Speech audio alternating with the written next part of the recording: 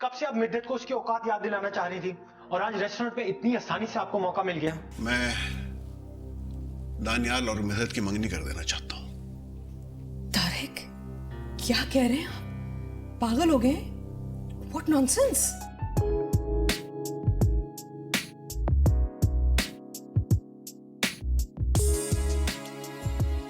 भाई अपने आप को थोड़ा सा कंपोज करने की कोशिश कीजिए। इतनी जज्बाती होंगी तो मिद्दत की जगह मिशा को ब्याह के लाने का प्रोग्राम कैसे पूरा होगा हमारा? बेटा दानियाल, इंसानी चेहरा एक खुली किताब की मानींद होता है और आंखें उस चेहरे का आईना। और बेटा आंखें कभी झूठ नहीं बोलती, बल्कि वो सब कुछ भी अयां कर देती हैं जो कभी कभार हम चेहरे की किताब से ठीक तरह से पढ़ नहीं पाते। और बेटा बुरा मत मानना, मैंने तुम्हारे माँ बाप की आंखों में मिद्दत के लिए वो चाह और मान नहीं देखा जो एक इकलौते बेटे की होने वाली बीवी का हक होता है। अंकल, आज से आप सिर्फ मिद्दत के नहीं बल्कि मेरे भी पापा हैं, और बेटा होने की हैसियत से मैं आपको झूठी तसल्ली नहीं देना चाहता। आपने जो कुछ फील किया बिल्कुल सही फील किया। मेरे मामा पापा वाकई यहाँ तक सिर्फ मेरी खुशी की खातिर आए थे, मगर मुझे मिद्दत पे पूरा भरोसा है, वो सब कुछ ठीक कर देगी क्योंकि उसकी तरबियत आपने की है। ठीक है तो बेटा, मुझे भी यकीन है कि मिद्दत अपने प्यार मोहब्बत से सबको अपना लेगी। मुझे अपने खुदा पे पूरा भरोसा है बेटा।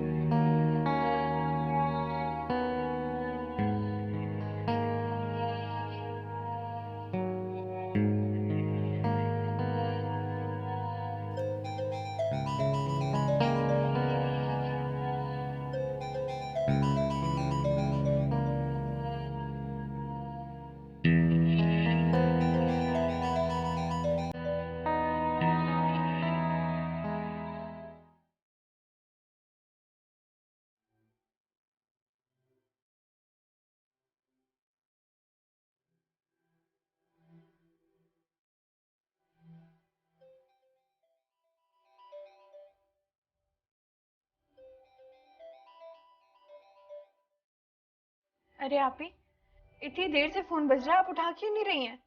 तो तुम उठा लो। मैं क्यों उठा लूं? मुझे इस वक्त किसी से बात नहीं करनी। अल्लाह आप भी ना बहुत अनरोमांटिक हैं। हेलो, अस्सलाम वालेकुम। वालेकुम अस्सलाम मनाल, कैसी हो? जी दानिश भाई, मैं बिल्कुल ठीक हूँ। आपकी क्या हाल है? अच्छा ये ले, आप ही से बात करें।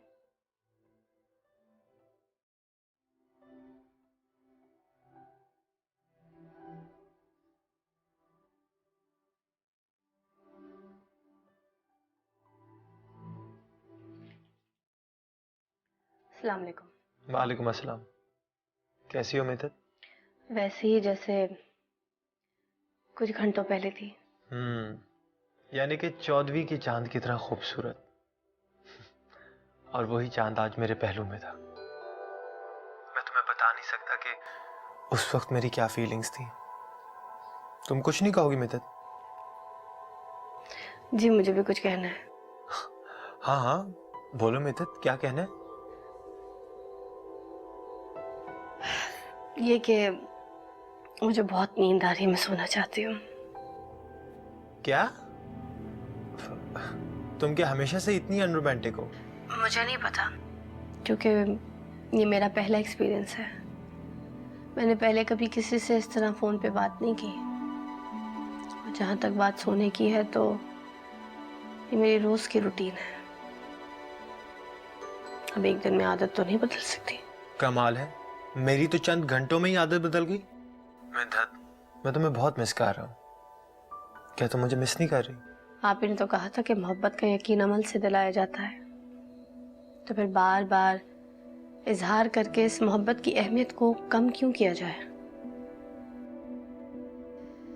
और अगर बात मेरे मिस करने की है तो जब मैं मोहब्बत करना सीख जाऊंगी तो मिस करना भी सीख जाऊंगी। Okay, good night. मिदत, एक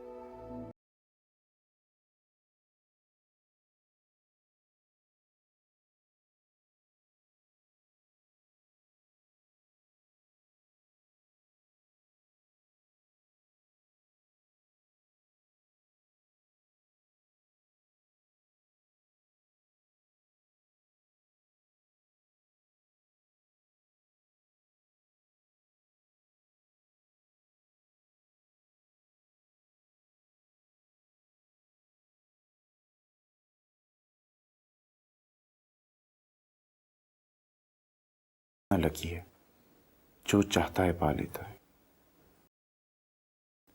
जिस चीज पे हाथ रखता है वो उसकी हो जाती है, और मैं हर बार पीछे रह जाता हूं।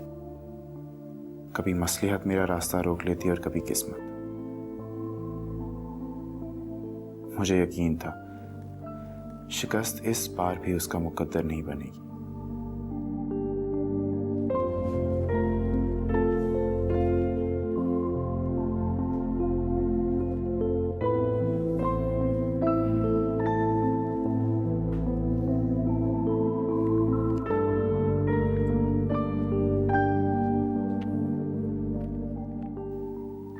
आलिया खाला लाख नाराज रहे, वो उसे मिद्दत से शादी करने से नहीं रोक पाएंगी।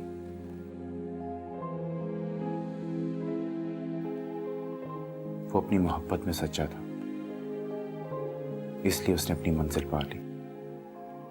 मगर खोट तो मेरी मोहब्बत में भी नहीं। फिर मेरे और उस लड़की के दरमियान दूरियां क्यों हायल हो गई? क्या जरूरी था अल्लाह ताला कि आप उस लड़की की एक झलक मुझे दिखाते और फिर बेहतर मुस्तकबिल बनाने की लगन मेरे दिल में डालकर मुझे उसे दूर कर देते? उसका चेहरा मुझे रातों को सोने नहीं देता।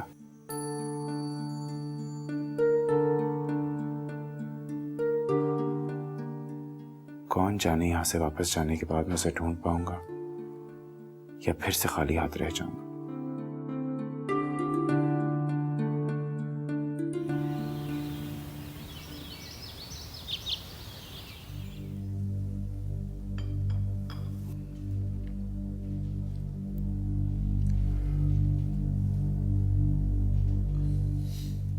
थैंक यू पापा, thanks a lot for supporting me. शुक्रिया अदा करना है तो अपनी मामा का करो, क्योंकि अगर ये ना चाहती तो मैं तुम्हें कभी सपोर्ट ना करता। यू आर एब्सोल्युटली राइट पापा, थैंक्स अ लॉट मॉम। हमारा शुक्रिया करने की कोई जरूरत नहीं है। माँ बाप तो हमेशा अपने बच्चे का अच्छा ही चाहते हैं। माँ बाप बचपन से ना अपने बच्चे की उंगली पकड़ के उसको चलाना सिखाते हैं, और जैसे जैसे बच्चा बड़ा होता है तो माँ बाप के हाथों और बच्चे की उंगली में फासला बढ़ जाता है, क्योंकि बच्चा सोचने लगता है कि उसकी अक्ल और उसकी चॉइस माँ बाप की चॉइस से बेहतर होगी। और कभी कभार बच्चा अपनी चॉइस पे भरोसा इतना करता है कि आगे आने वाली खाई नहीं देख सकता। मैं तो बस तुम्हें उस खाई से बचाना चाह रही थी। मामा, आप यकीन करें मेरा फैसला गलत नहीं है। मिद्दत बहुत अच्छी लड़की है। मैंने कब कहा कि अच्छी लड़की नहीं है? यकीनन अच्छी लड़की होगी, लेकिन तुम्हारे और उसके माहौल में बहुत फर्क है।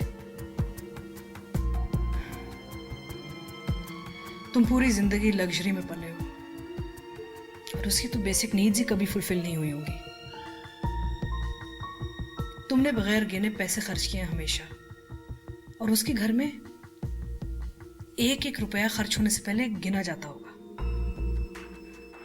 और सिर्फ माहौल का ही फर्क नहीं है, सोच का भी बहुत फर्क होगा।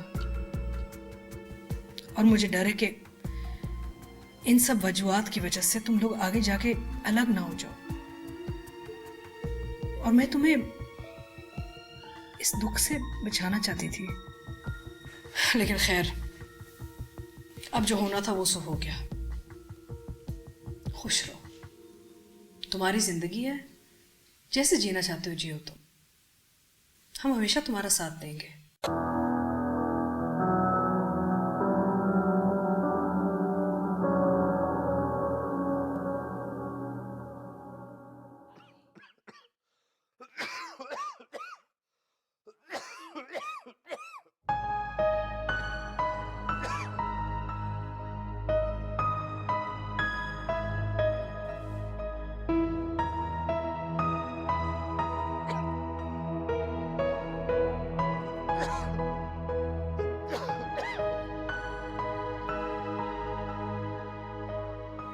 इतने दिन हो गए आपको खांसते हुए।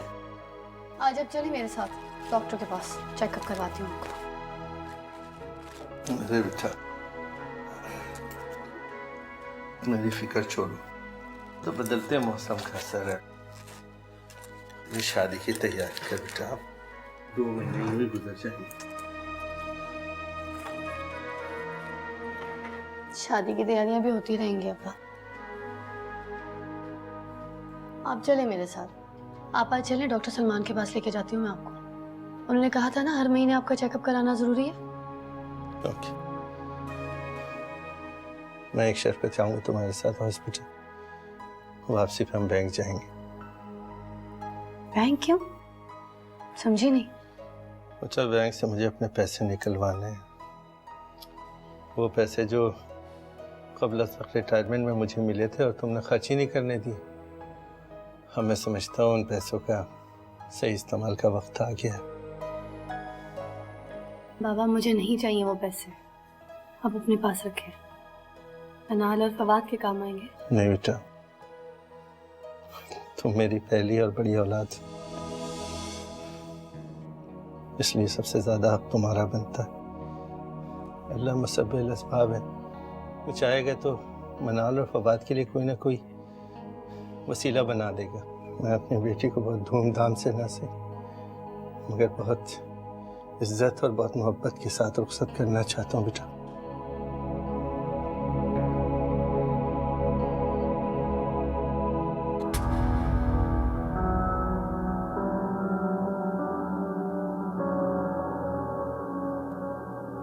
वो कोई मंगनी थी भला? उफ, इट वाज टॉर्चर। इतना छोटा घर, इतनी बुरी जगह, उनकी गली 3 गाड़ियों से ज्यादा तो कोई फिट ही नहीं आती। भाई, जब से मिद्दत और दानियाल की मंगनी हुई है, हमारा रिश्ता दोहरा हो गया। वैसे मैं इस रिश्ते से बहुत खुश हूँ। दानी बहुत अच्छा लड़का। पहले उसने अपनी अदाओं से दानियाल को फंसाया, अब वो अपनी बाप की बीमारी लेके तुम्हें बेवकूफ बना रही है। वो पैसे मैंने मिद्दत की शादी के लिए रखे बेटा, उसमें से मैं तुम्हें 1 पैसा भी नहीं दूंगा। ये प्यार है, प्यार है, ये प्यार है, प्यार है। मुझे यकीन नहीं आ रहा आलिया खाला, आप मान कैसे गई? वो भी मिद्दत जैसी लड़की को बहू बनाने के लिए? यहाँ छोड़ के चली जाओ।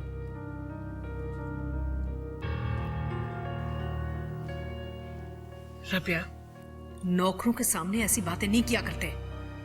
पूरे मोहल्ले में जाके बताएंगे कि हमारी फैमिली में क्या हो रहा है। जिसकी छोटी औकात होती है ना, वो छोटा ही रहता है, मालिक की लेवल पे नहीं आता। अगर आता तो जैसे ये मिद्दत है ना, ये मिसेस दानियाल बनने के ख्वाब ना देख रही होती है अभी। आई एम सो सॉरी खाला, वो गुस्से में मेरा ध्यान नहीं रहा, लेकिन मेरा गुस्सा जायज है। चले फिलहाल रमीज दूर है, लेकिन आप तो जानती हैं कि दानिया की शादी का मुझे कितना अरमान था, और आप चुपचाप मंगनी भी कर रही। वो कोई मंगनी थी भला? उफ, इट वाज टॉर्चर। इतना छोटा घर, इतनी बुरी जगह, उनकी गली 3 गाड़ियों से ज्यादा तो कोई फिट ही नहीं आती। मेरा मतलब मेरा कापड़ ज्यादा बड़ा है उनसे, और वो जो मैंने 1 घंटा गुजारा है वहां पे, इट वाज टेरेबल। 1 घंटा? आलिया खाला, आपकी हिम्मत है। नापसंद माहौल में, नापसंद लोगों के साथ। मैं तो अपने स्टेट से आए हुए इन-लॉज को नहीं बर्दाश्त कर सक रही। बहरहाल आलिया आपी, मैं यही कहूंगी, आपने बर वक्त फैसला करके बिल्कुल ठीक किया है। दानी की बात आपने मान ली। औलाद अगर किसी बात पर अड़ जाए तो माँ बाप को नरम होना ही पड़ता है, वरना ऐसे बच्चे बागी होके अपनी मनमानी करते हैं, और तो और माँ बाप का नाम अलग बदनाम होता है। इसलिए तो मैं झुक गई हूँ, मान गई हूँ उसकी बातें। मामा, आप क्या समझती हैं? लोग बातें नहीं करेंगे? जब सबको पता चलेगा तो हर कोई बातें करेगा। कहाँ आलिया खाला जैसी फेमस सोशल वर्कर, और कहाँ तारिक अंकल जैसे बिजनेस टाइकून, और कहाँ वो मिडिल क्लास फैमिली। कोई मैच ही नहीं है। रबिया डार्लिंग, मैंने दानियाल की बात मान तो ली है, लेकिन अभी हथियार नहीं फेंके मैंने।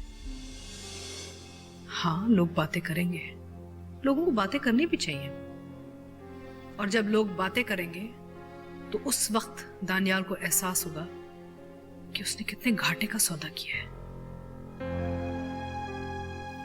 मैं कपड़े लेके आती हूँ जो तुम लेके जाना, ठीक है? हाँ, ओके।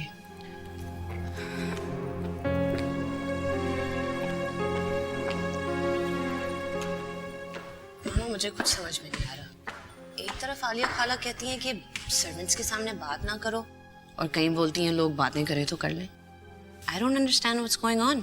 हाँ बेटा, आलिया आपी सर्वेंट्स के सामने बात करने से मना करती है, लेकिन अगर उनके सोशल सर्कल में ये बात डिस्कस की जाए तो उन्हें इस बात से बिल्कुल भी इतराज नहीं है। पता है क्यों? आलिया आपी एक सोशल वर्कर हैं। जब ये बातें हमारे और उनके सोशल सर्कल में डिस्कस की जाएगी तो ये चीज़ उनको एक लाइमलाइट में ले आएगी। छोटे घराने की बहू को लाकर वो साबित करना चाहती हैं कि इंसानों के अंदर वो किसी भी किस्म की तफरीक नहीं रखती। That's all. I see. पर मामा, मुझसे फिर भी बर्दाश्त नहीं हो रहा। वो एक 2 टके की लड़की मिसेस दानियाल हसन कहलाएगी। बर्दाश्त तुम्हें करना पड़ेगा। अगर उस वक्त तुम्हें सलमान से शादी करने का भूत सवार नहीं होता और संजीदगी से तुम मेरी और आलिया आपी की बात मान लेती तो आज तुम मिसेस दानियल हसन होती। For God's sake, मामा, दानी रमीज की तरह मेरे भाइयों जैसा है। शादी से पहले तमाम कजन्स भाई जैसे ही होते हैं। बहरहाल, अगर तुम वाकई दानी को अपना भाई समझती हो ना, तो ये एक्सेप्ट करना सीख जाओ कि वो 2 टके की लड़की अब इस महल नुमा घर में ऐश करने आ रही है। Do you get that?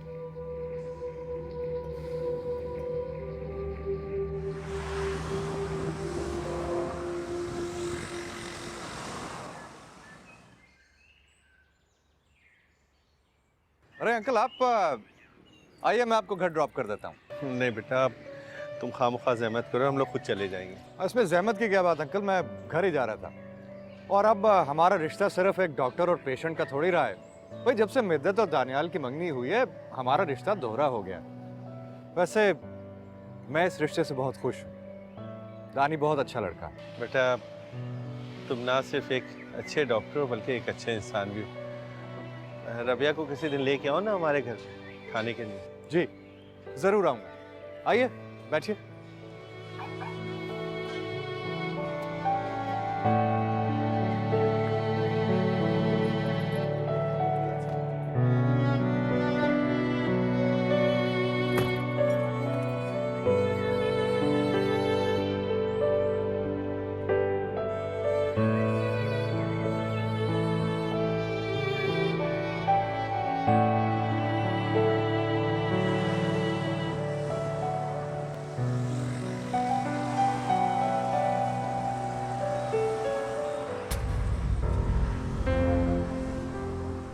Salman Dutt के साथ?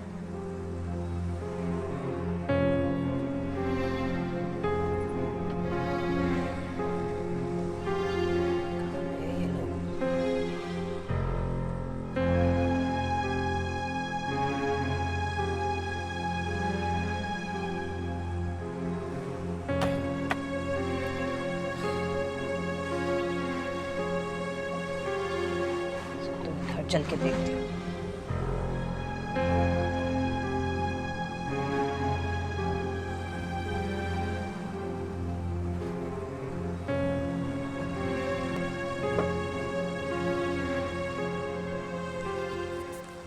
बस बस डॉक्टर सलमान, अब बस यहीं ड्रॉप कर दीजिएगा। अरे क्यों भाई, आप मुझे घर नहीं ले जाना चाहते क्या? नहीं नहीं डॉक्टर सलमान, ऐसी बात नहीं है। आपका जब दिल करे आप घर आइए, आपको बहुत मज़े की चाय पिलाएंगे हम। एक्चुअली हॉस्पिटल के बाद ना मैंने और बाबा ने बैंक जाना था, तो बैंक सामने ही है, बस इसलिए यहाँ पे ड्रॉप ले रहे हैं, आगे हम खुद चले जाएंगे। ओके, जैसा आप कहें।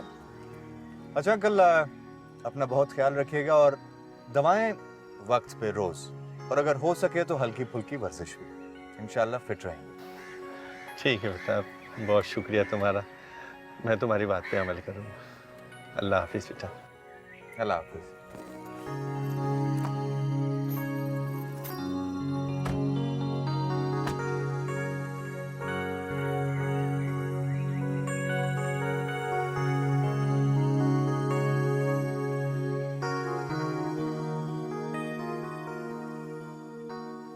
आई एम सो सॉरी रबिया, आज फिर देर हो गई।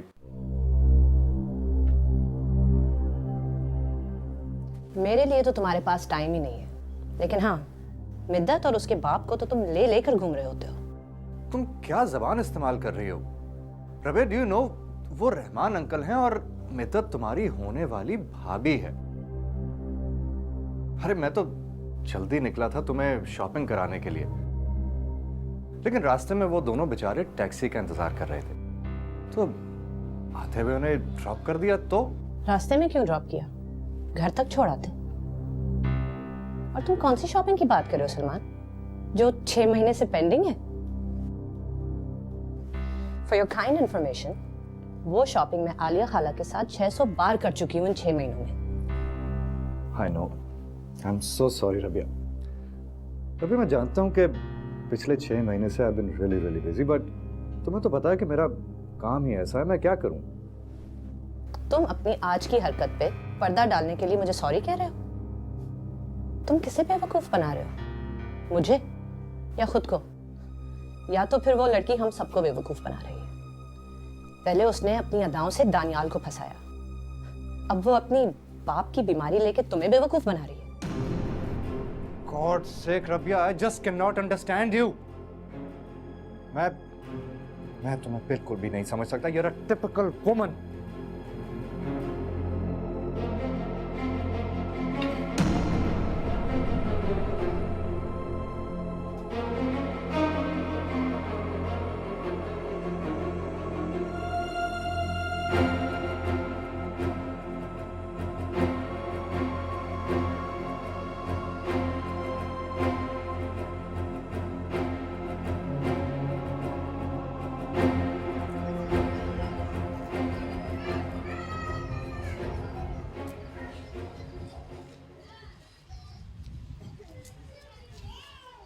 और जिगर कैसे है?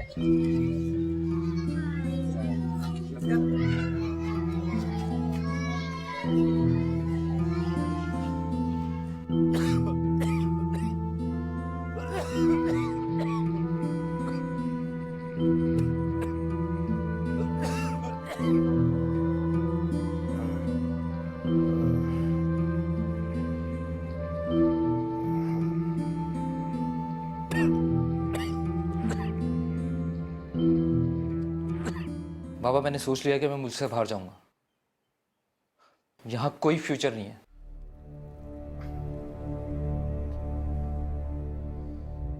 ये क्या नई बात तुम्हारे जहन में समा गई बेटा फवाद?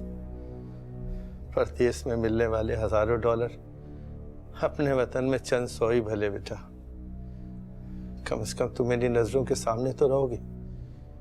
और वैसे भी ये वक्त बेटा मिद्दत की शादी का है। इस वक्त तो तुम्हारा रहना और भी बहुत ज्यादा जरूरी है। सॉरी बाबा, मगर अपने वतन में कमाए गए हुए चंद 100 रुपयों की कोई वैल्यू नहीं है। और आपको क्या लगता है कि मैं रोजाना सुबह यूं ही आवारागर्दी करने के लिए निकल जाता हूँ?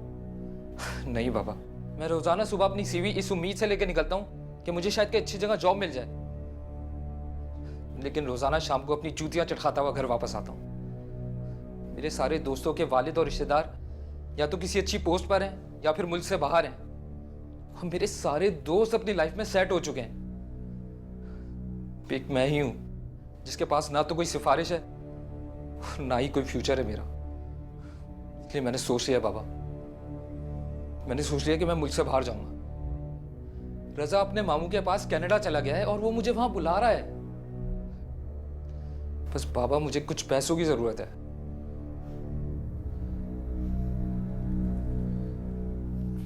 ठीक है बेटा, अगर तुमने ये सोच ही लिया फिर ये भी तय कर लिया होगा कि पैसे कहां से आएंगे। पैसे कहीं से नहीं आएंगे बाबा, पैसे आप देंगे। वो पैसे जो आपको रिटायरमेंट के वक्त मिले।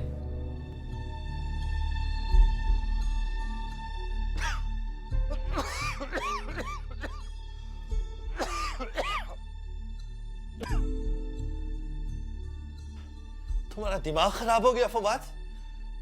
हैं? वो पैसे मैंने मिद्दत की शादी के लिए रखे बेटा। उसमें से मैं तुम्हें एक पैसा भी नहीं दूंगा। बाबा उन पैसों पर सिर्फ आप ही का हक नहीं है, मेरा और मनाल का भी है। और आप ये क्यों नहीं सोच रहे कि मैं आपका इकलौता बेटा हूं? कुछ तो सोचे मेरे बारे में, कुछ तो ख्याल होना चाहिए आपको। बैठो बेटा, इधर आओ मेरे पास बैठो।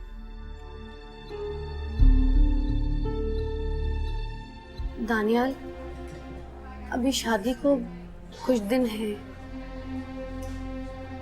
इज दिस पॉसिबल कि मैं जब तक किसी और जगह कोई और जॉब सर्च कर लूं? रही तुम्हारी बात हक जताने की, तो पहले मिद्दत की तरह बेटा बनकर इस घर के फराइज को संभालो, फिर अपने किसी हक की बात करना बेटा। तुम रमीज तुमसे मिलके बहुत खुश होगा। तुम्हें पता है तुम्हारी काफी आदतें उससे मिलती हैं। ये प्यार है, प्यार है, ये प्यार है, प्यार है।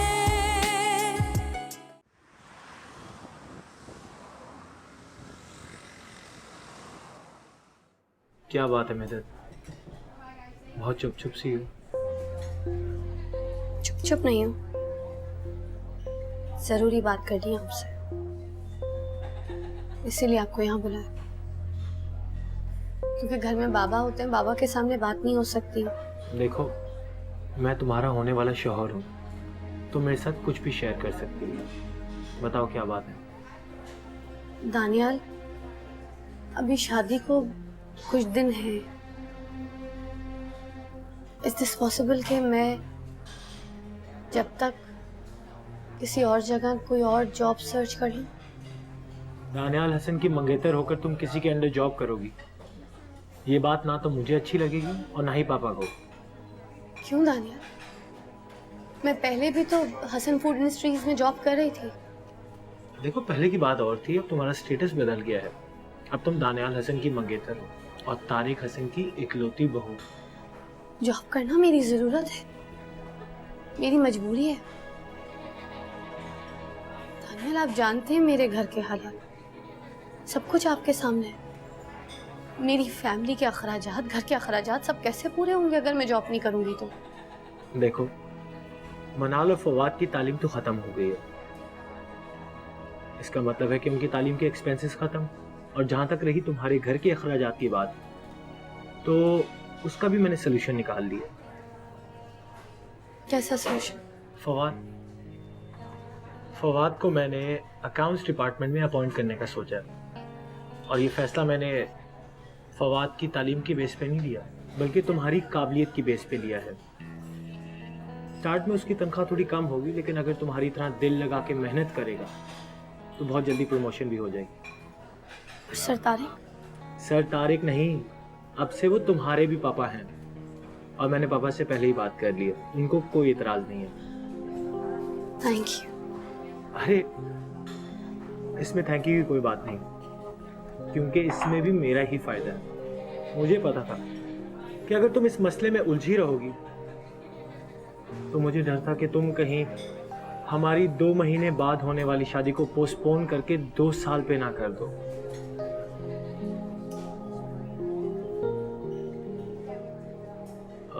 मिद्दत, इफ यू डोंट माइंड, तो हम सी साइड पे चले? काफ़ी लेट हो गया, हम कल से घर चलना चाहिए। प्लीज मेरी खातिर।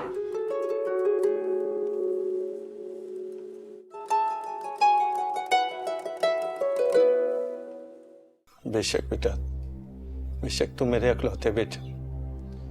मुझे भी तुमसे उतनी मोहब्बत है जितनी मिद्दत और मिनाल से। मगर तुम शायद अक्सर ये बात भूल जाते हो बेटा कि मिद्दत ने बेटा बन के इस घर की सारी जिम्मेदारियों को संभाला है, हर मुश्किल वक्त में मेरा साथ दिया है। रही तुम्हारी बात हक जताने की, तो पहले मिद्दत की तरह बेटा बनकर इस घर के फराइज को संभालो, फिर अपने किसी हक की बात करना बेटा तुम।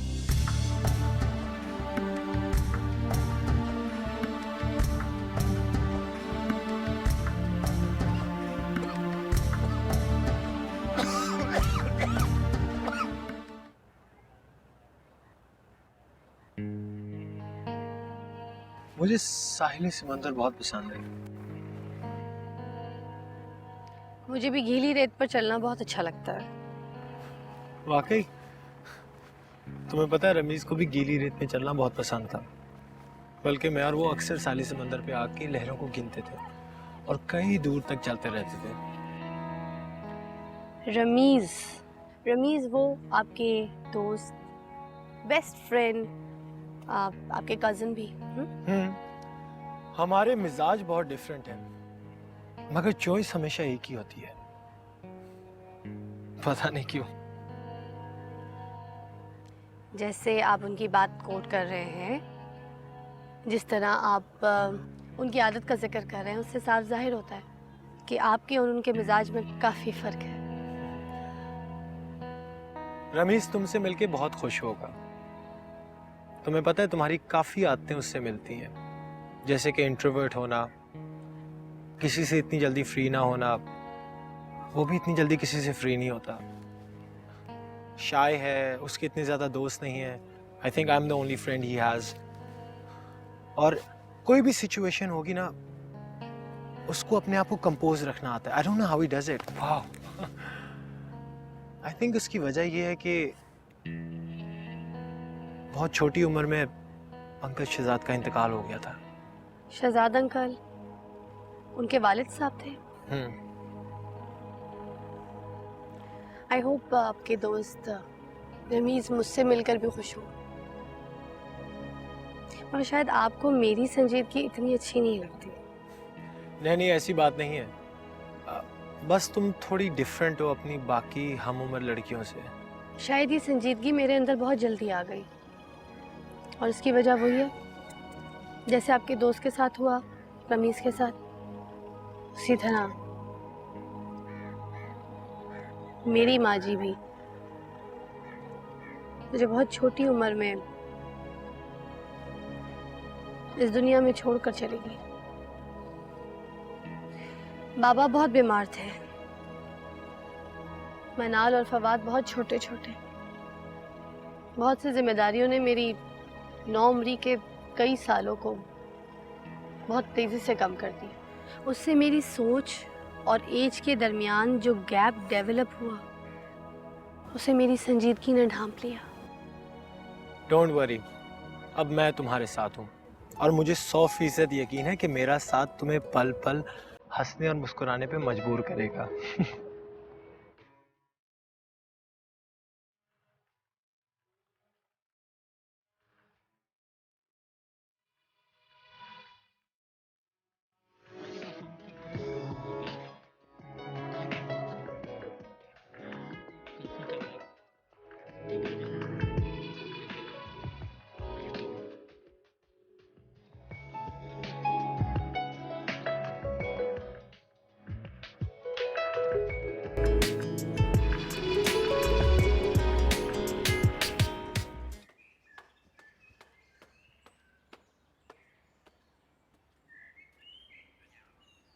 फवाद,